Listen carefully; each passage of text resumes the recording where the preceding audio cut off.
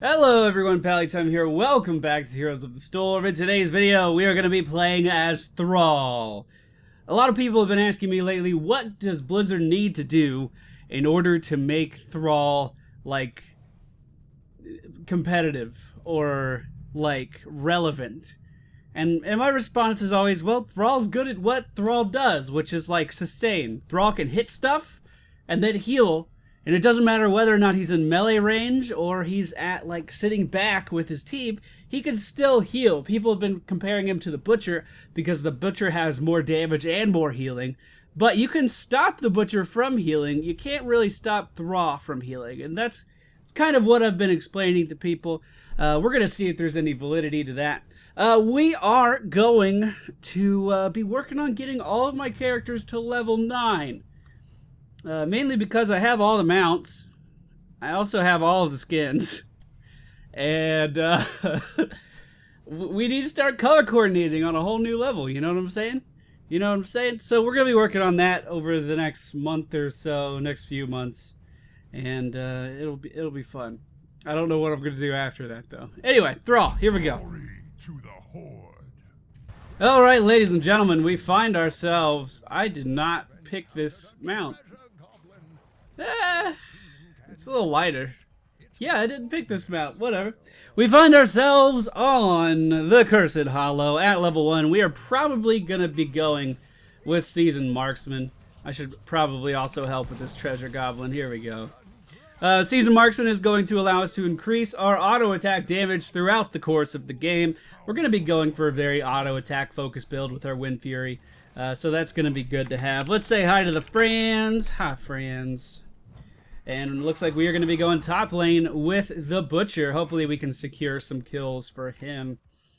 Jim Raynor down in the middle lane and Kael'thas solo bot. We do currently have an AFK Master Skin Muradin.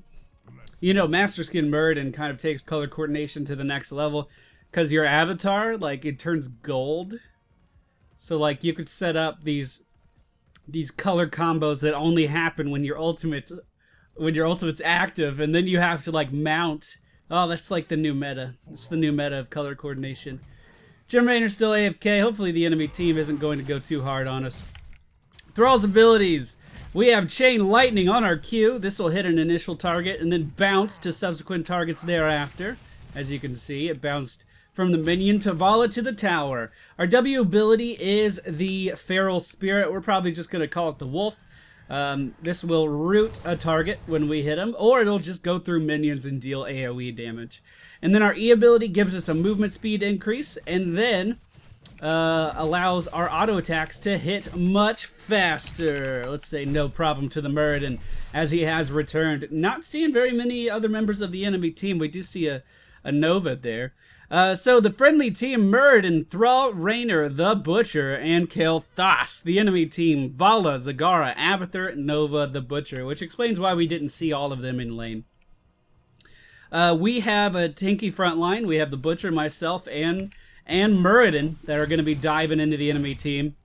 And then we have Jim Raynor and Kael'thas that are going to be doing that ranged damage. So, as far as a comp goes that doesn't have a support, I guess this one is not bad. It's not bad. And before I forget, one of the best things about Thrall is his trait. We can go ahead and heal for a shit ton whenever we auto-attack things. This is the real Nova here. Unfortunately, I do have cooldowns, which means I have to run. Well, you shouldn't have chased me that far, baby girl. I'm sorry. She walked right up into tower range. It was taking minions the whole time. That greed, that bloodlust. We are going to be going for Mana Tide at level... what level are we? Level 4. Because Mana Tide allows us to basically, in a perfect world, mind you, never run out of mana. Frostwolf Resilience, you can see this little medal down at the bottom left. Frostwolf Resilience is going to be healing us every time we cast an ability. So basically, we cast Chain Lightning, we get a little blip on that medallion at the bottom left lit up. And then when Chain Lightning bounces, we get more blips lit up. And the idea is we can heal for a ton by syncing all of, or by weaving all of our abilities together. And then Frostwolf Resilience is also going to be giving us mana back in the process. So really, really good on Thrall. Really good on Thrall. The friendly team looking like they're having some fun down in the bottom lane. As you can see, I stayed top even though there is a tribute active. I wanted to do some pushing. More importantly, I needed to get seasoned marksman stacks. If I spend the whole game running around all over the place, we're just going to be nerfing myself because I really do need those stacks. We have 28 seconds on the sippy cup. I'm not too worried. We should be able to get that healing back, no problem. Again, Frostwolf Resilience is very, very, very strong for sustain. Incredibly strong for sustain. I'm hoping she dives me. Oh no! Oh no, I should have seen the Nova coming. Butcher going in on Vala is going to take her down. And yeah, we're good. The good thing about Seasoned Marksman is you don't lose stacks. It's not like gathering power. So if we spent a little bit of time up top generating that attack damage, and we're going to have that attack damage throughout the course of the game. At level 7, I am going to go for Wind Shear. This is going to reduce the cooldown of our Wind Fury by 4 seconds. This is going to be a very focused build on Wind Fury. A lot of people are trying to use follow through. I'm going to be going for the classical build these days. I know that the tribute is here. I'm here to help. I'm here to help. Trust me. Don't worry. I'm going to miss the wolf because I'm good at this game. We can't really trade Vala when she has the top hat. I don't think, anyway. So let's go ahead and mount up, grab the sippy cup, and then head back down. That is one advantage we have on the enemy team here. We are in close proximity of the sippy. Which it doesn't look like they're even really going to need me, but we might as well come in and attack anyway. We do get seasoned marksman stacks for that. And we're already at an additional 9 attack damage this game. Which isn't a ton, don't get me wrong. 9 attack damage is not going to sway the course of a battle too much. Think about this as every time I swing, I'm doing 9 more damage than I would be otherwise. Seasoned Marksman is really only a meaningful talent once you stack it up through the roof. And it's really good on Thrall because of the attack speed bonus that Wind Fury does give you. Basically, after you hit Wind Fury, your next 3 basic attacks hit much faster. Much faster. We do have the Butcher up in the top lane now with the top hat of Abathur, so we do need to be a little bit worried about that. But, I mean, we could just stay safe under the tower. There's really nothing pressuring us out here. We don't have anything to worry about. I mean, they can lane clear, and that's totally fine. If they push into the towers, we'll just kill them under the towers. They are draining our ammunition right now, obviously, but, again, not that big of a deal. Not that big of a deal at all. We do have another tribute spawning, this one at the top right position. We're going to go ahead and I'm going to do something you probably don't expect. I'm going to miss a wolf, first of all, and I'm going to go with Earthquake. Why am I going with Earthquake? Because our team has a ton of kill potential on theirs, and we have a ton of Initiate. So the idea, this is obviously a decoy. We can actually see let's go ahead and Earthquake here, and then I'm just going to disengage. Yeah, that works out. That works out. Let's go ahead and get some health back off of that decoy, or at least attempt to. What interrupted me there? I'm not sure what interrupted me there at all. Unfortunately, we are going to have to leave. The Butcher coming in. We can probably heal off of him. Not with the top hat, though. The top hat is, like, legitly scary. Hold on, guys. I'll be right back. Just let me do this. Okay. On my way back down. Go ahead and try to root them off of our Muradin player. There we go. If Vala wants to chase, Vala's going to die. I am really low on mana. Very low on mana, so I'm not going to pursue that anymore. Dipping back down to try to help our Butcher. Our Butcher, unfortunately, in the middle of that precision strike. We know which Nova's the real Nova because of the top hat. And can we come in here and finish her off? Yes, we can. Unfortunately, once again, I find myself in a position where I'm very, very, very low on health and completely out of mana. Oh, was it a mine that interrupted me?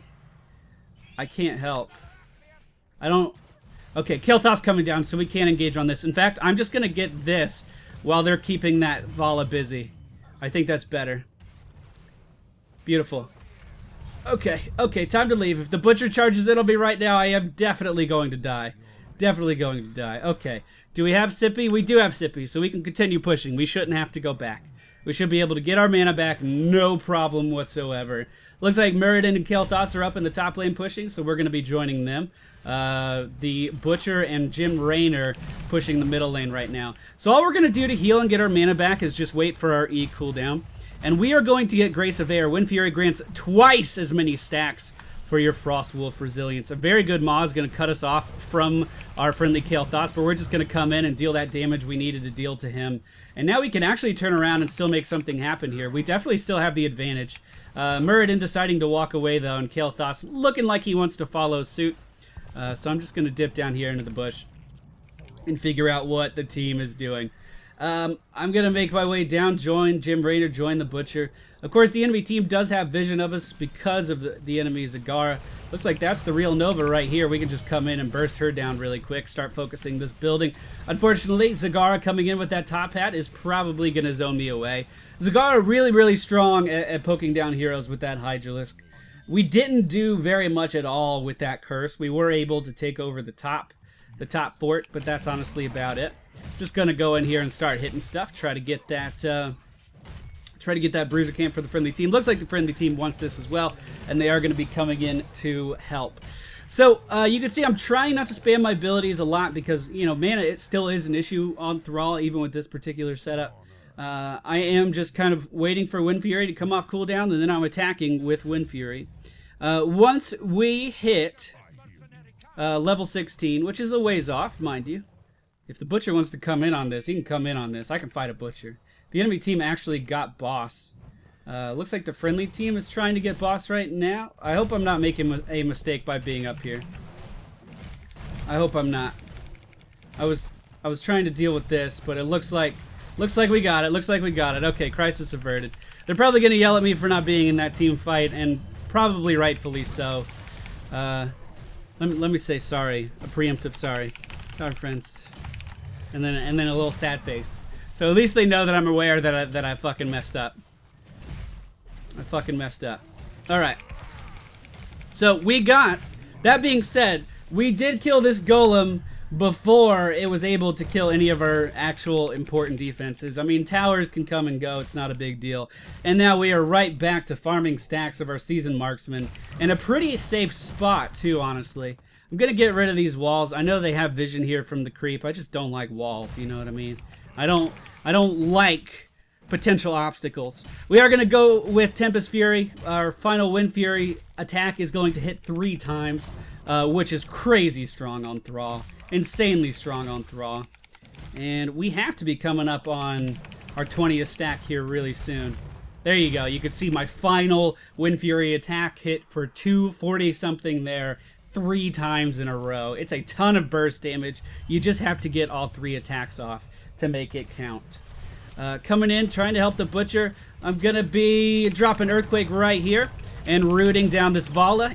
Keeping her in one spot. We're going to be able to burst her down. That's the real Nova right there. I'm just not going to chase a Zagara that deep. That wouldn't be good for me. If Thrall is able to be kited, he dies. So you basically have to... You have to look at a situation and be able to understand like when it's not going to go in your favor. There we go, Chain Lightning just to get another little blip on our Frost Wolf Resilience. You can see if you mouse over the medallion, if we fill that up, we get 570 health. So if we cast Wind Fury and walk in and just auto attack a couple times, 570 health, just like that.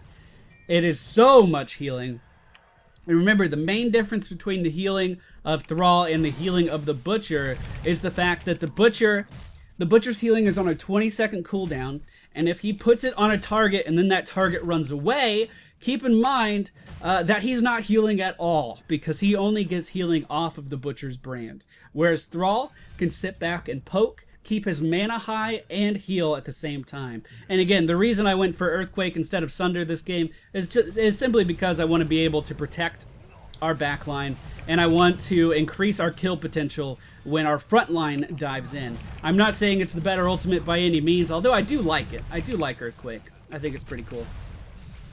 Looks like another tribute is spawning down in the bottom right side of the map. Let us make our way down there. Grab that. We do see Vala and Zagara pushing top for the enemy team.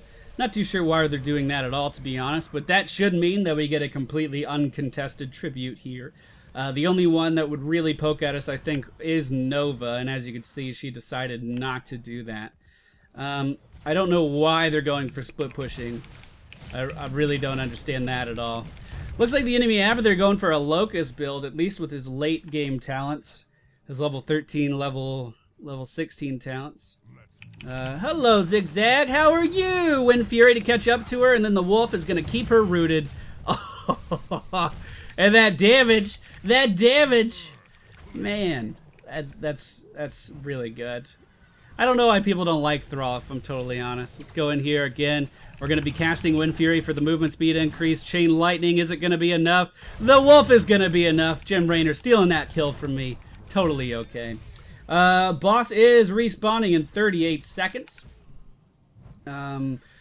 Which, I mean, we're not going to have a huge advantage for that when that time comes. They obviously know we're up here as well because of the Zagara creep.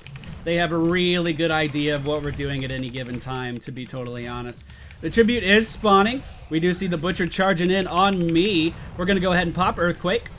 And now we're actually going to re-engage here.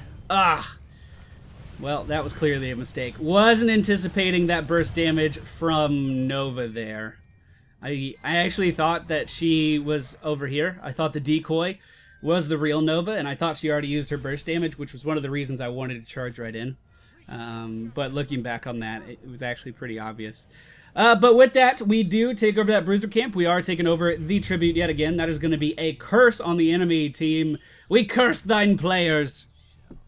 At level 20. Bolt of the Storm, usually your best bet, but we're gonna take our attack damage to the next level and get Nexus Blades. Because we're auto-attacking so much with Wind Fury, Nexus Blades is just going to increase our attack damage, increase what we're hitting people for by another 20%, and it's also going to slow them. Remember, one of the biggest weaknesses of Thrall is that he can be kited around by ranged assassins and the like. So by slowing them when we hit them, it's actually really, really strong. If we go ahead and look at the numbers, we have 45,000 siege damage, 17,000 hero damage. Our Rainer is doing a great job. And it looks like we took over the boss in the top lane, and they are now pushing that down. I'm on my way. I don't know how much longer the Butcher is planning on staying, but I'm in transit. We'll see if we can make anything happen. I'm pretty sure I can trade a Butcher, right? I think. Let's see who heals for more, Butcher. Turns out it was me. Murden did come in there with a stun, so that wasn't all me. Looks like the enemy Nova did get that vulnerability talent on her pinning shot, so we do need to be careful when we're dealing with her. But we should be relatively safe if we come in here and focus this keep down really quick. The curse has already ended. We once again really didn't get much with that curse. We're controlling the objectives. We're just not really doing much with those objectives. There we go, split pushing, taking that down. Let's go ahead and fall back. Murden wants to get the boss. If I could mount up sometime this week, I would head over there. There we go. There we go. All right, Zagara in the middle lane. How much creep does she have down here? They did see me going through the watchtower, so they likely do know that we're over here doing this, but... Well, no, that's not a good thing to say. I was going to say, at this point in the game, I don't really think it matters if they know, but they're only a level behind. They could easily wipe us right now and have a pretty big advantage. But it looks like we are going to catch that just fine. This obviously the decoy. We'll just slap it in the face one time with our right clicks. Our right clicks, by the way, doing 509 damage. And remember, our final swing on Wind Fury is going to hit for a ton. That Nova decided to trade 1-for-1 there in a situation where she could have like just not engaged and it would have been totally fine. Here we go with Wind Fury. This is a potential situation where I have a big disadvantage and I'm going to stop before I get kited to death. The top hat of Abathur, depending on his talents, can give her a movement speed increase. I don't think she had the movement speed increase. I don't think he picked those talents because they are late game talents, right? Yeah. And he went for Locust. But that's a situation where if you're Thrall, you just need to stop. You realize that you're being kited and they're playing to your weakness and you need to stop. With Wind Fury, let's go ahead and drop Earthquake. We can root him in place too, dodge the Furnace Blast. And I'm going in on Zagara here. We are going to be able to heal for a lot off Zagara if she lets me. The Maul is going to be forcing me out here. That Earthquake may end up saving our Butcher. There we go. A nice root is going to secure... Oh, I didn't see the Mutalisk at all. Damn it. Damn it. I'm sorry. I'm sorry, Butcher. I'm sorry, the Butcher. Let's go down to bottom lane. We'll clear this push, and we'll get our health back. Notice I haven't really had to recall for Melth. For Melth. What is Melth? It's health and mana put together. I haven't had to recall for mana or health throughout this whole game. We've been using Sippy Cups, and Sippy Cups are all that we've really needed. I hope she engages on me here. Yeah, girl. Use that precision strike. Use that precision strike, girl. Okay. I guess I'm just going to walk away and use one of those Sippy Cups we keep talking about. We probably could have won the game already if we actually grouped up and pushed. We've been kind of doing the buddy system where two of us pair off and push a lane. If we would all group up, we have way more sustain and just more initiation power than the enemy team does, which is a big reason why we've been winning all these tributes, right? We could just kind of bully them out. And then, even though they're dealing damage to us, we usually leave with pretty high health. I just need to be careful here. This is a situation where we can heal at range. Let's go ahead. Just throw out our Chain Lightning. We're kind of cut off by the Butcher, but it looks like the friendly team has taken down Zagara just fine. We're going to drop an Earthquake. That Earthquake is going to kill me, but it does hit 3 members of the enemy team. And that Earthquake is actually timed with this Phoenix of Kael'thas really, really well. The Butcher, even if he wants to right now, cannot run away. He would have had to run through the whole team going this way because we had an Earthquake on top of a Phoenix right here. The Phoenix does great area of effect damage, and the slow from the Earthquake is going to keep him in that Phoenix even longer. So that was a really good setup. Let me tell Kael'thas that. Hey, KT. Nice Phoenix on my Earthquake. Look at us being friendly in matchmaking. What is the world coming to? But again, this is another situation where we have numbers advantage by a very large margin. We have 3 people alive. The enemy team has 1 person alive. We could be pushing this right now. We could be pushing this right now. But instead, Jim Raynor went down to clear bot. I think Murden recalled for health. And then the Butcher took a mercenary camp. We're not really capitalizing on these number advantages at all. At all. And you can see the same thing happening every time we get one of these curses. We get the curse, and then we're like, great! We have a curse. And that's it. We haven't really been doing anything with it at all. Which is a mistake. Definitely a mistake. The enemy team back up. They are going to be making their way in here right now. Here we go. Moving in. Ooh, I was going to Earthquake, but I guess there's no reason to. Let's just throw one down anyway. Let's keep Zagara back as Jim Raynor is taking that curse right there. Now we're in a position where we should re-engage. Gonna be healing off of Zagara. Fuck that. Getting away from that Furnace Blast. And I'm just gonna Chain Lightning these guys. The Maul does a great job of actually cutting off that choke point, and it's gonna make me run around. Kael'thas blinking away with 10 health to his name. Very dangerous spot. So we should just go for the win right now.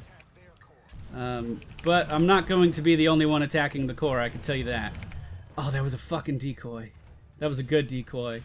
Oh, and because I fell for the decoy, Jim Raynor died. That feels yucky. I don't like that. I still think we should be on core. I think core was the right thing to do from the beginning. Looks like the friendly team moving down to the bottom lane, though. And we have to Chain Lightning in an attempt to get health back. We should make it out of that. Yep. We can lifesteal off of the Sippy Cup. There we go. Beautiful. And we could just stay in this. We could just stay in this.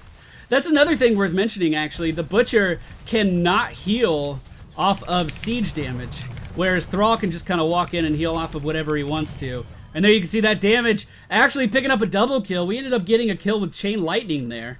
And if Muradin is tanking this, I should be able to walk in. No, he's not tanking it. I mean, I don't blame you. You're really low on health. Let's just keep healing up. Chain Lightning bouncing is going to be healing us. The Butcher charging in. We need to root him and run. Just root him and run. He is going to hamstring me. Fuck. Alright. Trade into it. Alright, the Butcher's brand is on us, so we have to kite again. We are going to die to a hamstring.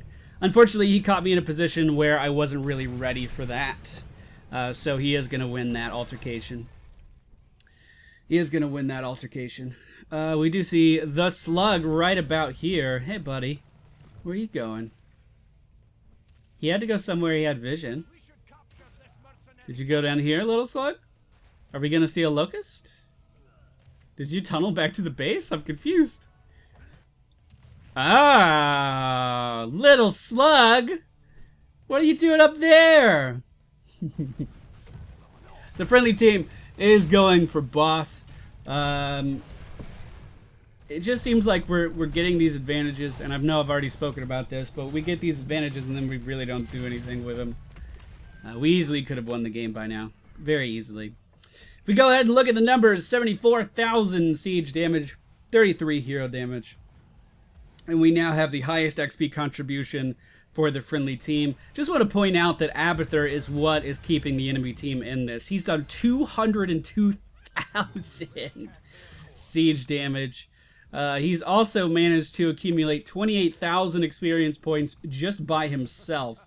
So great play by the Abathur here. I think what he's doing mostly is just sending his locusts and his evolved monstrosity off into a lane to counter our pushes. Yeah, he's recalling. Oh, damn it. I was totally going to ignore my team and go up there. But it looks like that's going to be a good game. Between the damage of the friendly team and the golem, we were able to win. Just a game that went on for probably too long. But there you go, guys. That is it for today's video. I think, honestly, Thrall's in a fine position. Do I think you should pick him over other heroes in Hero League? Not necessarily. But for doing what he does it really well. He's a self-sustained character. And as I hope I displayed today, he self-sustains really, really well. You just have to be mindful that you are susceptible to kites if you miss your route. So you really do have to play with that in mind. Now, picking up Blink can alleviate some of that problem at level 20, but then you are missing out on a little bit of damage in the process. Someone's messaging me in chat. I think they were on the other team. I didn't look at the numbers this time. They said, "Hey man, good game, nice playing with you. The game before this I played with Force." That's exciting. Okay, let's go over the talents really quick. I'm sorry I closed the stats and all that stuff. Seasoned Marksman level 1 because you want to hit harder. Because this is a very auto attack focused build. You just have to make sure you take the time to actually farm your stacks in the early game. Mana Tide Totem because we don't want to run out of mana. Wind Shear because we need to use Wind Fury as often as possible. We went for Earthquake with our potential setup, our particular setup, but Sundering is by far the most popular ultimate choice. Grace of Air, which gives us double Frostwolf resilience, which just means we heal for more and return more mana when we use Wind Fury. Then we went for Tempest Fury. Our final strike hits for 3 times. Really strong.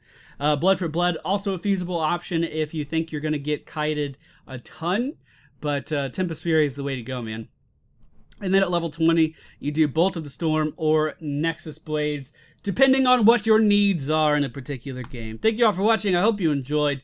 I'll be back tomorrow with some more Heroes of the Storm, and I'll see you all next time.